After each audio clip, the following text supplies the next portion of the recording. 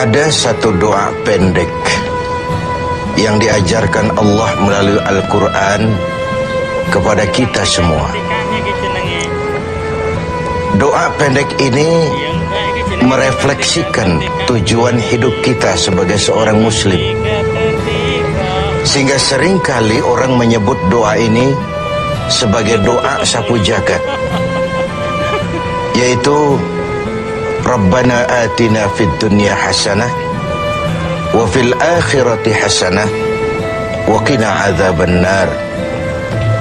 Wahai Tuhan kami, berikan kami kebahagiaan di dunia ini, kebahagiaan di akhirat nanti, dan selamatkan kami dari azab neraka. Dunia dan seluruh isinya sesungguhnya merupakan tujuan hidup jangka pendek dari setiap pribadi muslim. Tujuan jangka pendek yang mengantarkan kita untuk meraih tujuan jangka panjang, yaitu akhirat dan ridho Allah Subhanahu wa ta'ala. Untuk kedua tujuan ini, Islam mengajarkan nilai keseimbangan. Bekerjalah buat duniamu seolah kau akan hidup selamanya, tetapi bekerjalah buat akhiratmu seolah kau akan mati besok. Nilai keseimbangan ini kemudian diterjemahkan dalam berbagai aspek kehidupannya. Dalam berbagai aspek kehidupan. Bagaimana si kaya harus membantu yang miskin. Bagaimana si miskin berusaha dan hidup tidak menjadi beban bagi yang lain. Kelihatan nilai keseimbangan itu. Bagaimana si tua menyayangi yang muda, bagaimana yang muda menghormati yang tua. Bagaimana tuan rumah menghormati tamu, bagaimana tamu menjadi orang yang tahu diri. Ini semua merefleksikan adanya nilai keseimbangan. Jadi seakan, Bung, ini dunia. Ambil apa yang perlu, nikmati apa yang boleh. Kalau bisa jangan gagal kau di dunia ini. Tapi kalaupun kau gagal di dunia, kau kan masih punya akhirat.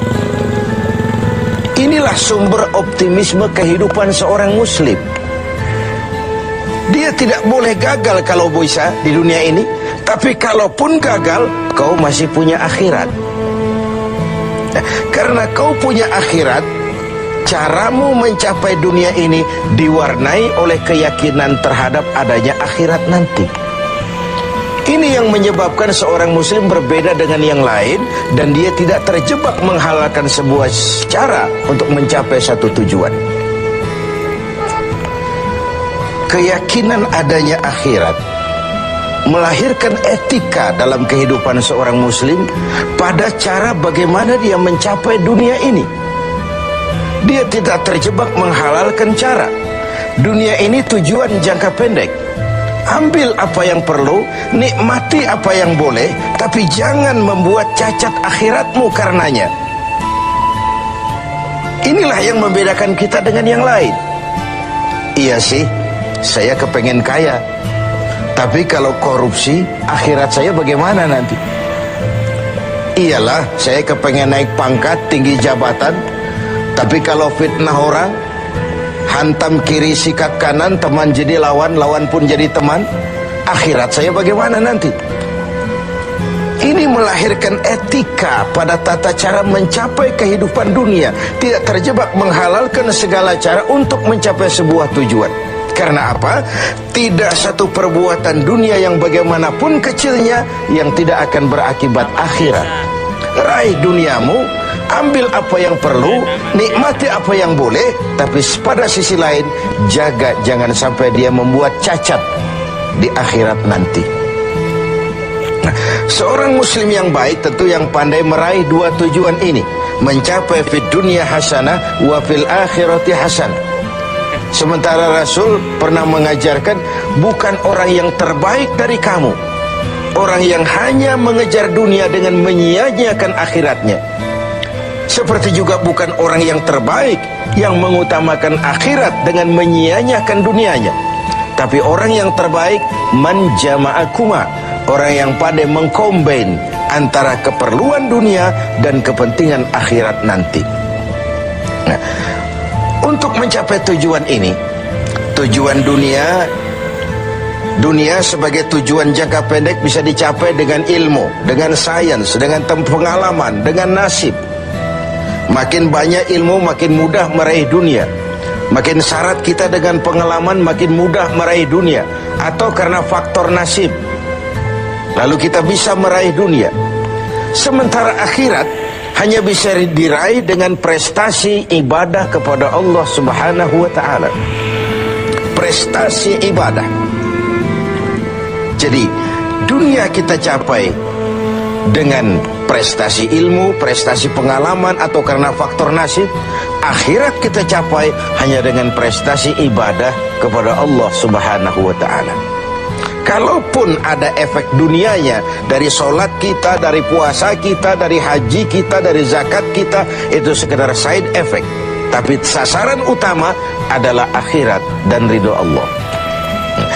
Untuk mencapai dua tujuan ini, Allah memberikan alat untuk mencapai tujuan. Dan dalam kaidah usul fikih dijelaskan bahwa lil wasail hukmul maqasid, alat dan tujuan hukumnya sama. Jadi kalau tujuan ke situ, alatnya harus ada untuk membawa kita ke arah itu. Saudara wajib naik ke loteng. Tidak bisa naik ke loteng kalau tidak ada tangga, maka tangga itu menjadi wajib adanya. Nah, untuk mencapai dua tujuan ini, fid dunya hasanah wa fil akhirati hasanah, Allah memberikan alat kepada kita. Apa alatnya? Dalam surah At-Taubah ayat 111 bisa kita lihat. Innallaha ashtara minal mu'minina anfusahum wa amwalahum bi anna lahumul jannah. Allah telah membeli dari orang-orang beriman diri mereka, harta mereka, bagi mereka adalah surga. Ayat ini merupakan transaksi yang sangat transparan. Transaksi yang sangat transparan. Pembeli Allah, penjual kita orang-orang beriman. Dagangannya amwal dan anfus, harta dan diri. Harganya adalah surga. Sekali harta dan diri sudah kita jual kepada Allah, tentu tidak akan kita jual lagi kepada yang lain. Jadi dengan kata lain, harta itu apa? Semua bentuk materi yang kita kuasai.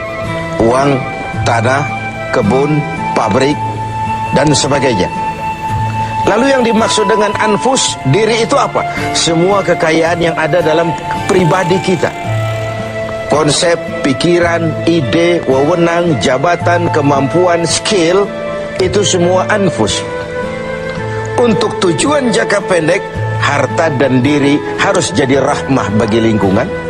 Untuk tujuan jangka panjang, harta dan diri harus menunjang jalan menuju ridho Allah Subhanahu wa ta'ala. Itulah jalan kalau kita ingin mencapai fid dunya hasanah wa fil akhirati hasanah. Dengan kata lain, yang alat itu, jadikan dia sebagai alat. Jangan dia dijadikan tujuan. Sekali alat kita jadikan tujuan, maka kita akan kehilangan tujuan yang sebenarnya. Begitulah sang waktu sering menggeser alat menjadi tujuan. Tujuan kita adalah kekuasaan. Tujuan kita adalah kekayaan. Tujuan kita adalah popularitas. Tujuan kita adalah menghimpun segala macam kekuatan. Padahal itu cuma sekadar alat untuk mencapai fid dunya hasanah wa fil akhirati hasanah.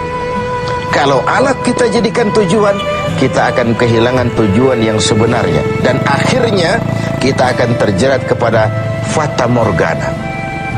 Kita sangka itulah tujuan itu. Kita sangka kita sudah sampai kepada titik yang kita tuju, padahal cuma pandangan yang menipu saja. Akhirnya kita terjerat dalam arus siklus yang berkali-kali diperingatkan oleh Al-Quran. Alhaakumut takatsur.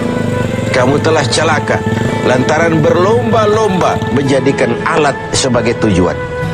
Berlomba-lomba menjadikan alat sebagai tujuan. Karena itu, gunakanlah alat sebagai alat untuk mencapai tujuan, dan bukan malah alat yang dijadikan tujuan. Berapa banyak pun harta kita miliki, dia cuma alat. Setinggi apapun kedudukan yang kita capai, dia cuma alat. Sebanyak apapun ilmu pengetahuan yang kita kuasai, dia cuma sekedar alat untuk mencapai fid dunia hasanah wa fil akhirati hasanah.